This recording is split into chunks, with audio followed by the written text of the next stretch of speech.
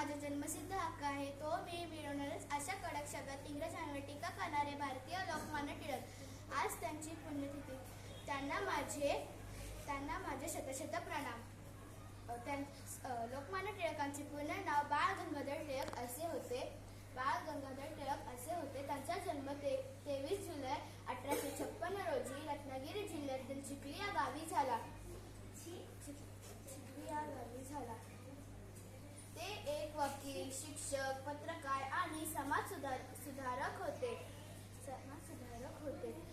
लोकमान्य टिळकांनी गणेशोत्सव आणि शिवजयंती हे सार्वजनिक उत्सव सुरू केले.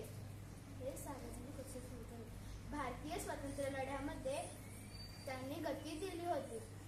लोकमान्य टिळकांनी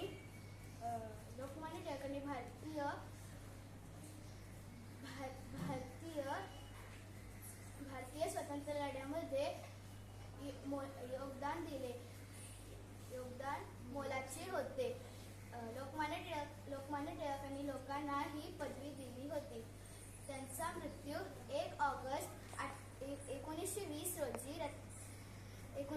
रोजी झाला. हे बोलून मी माझे भाषण संपवते. जय हिंद, जय भारत.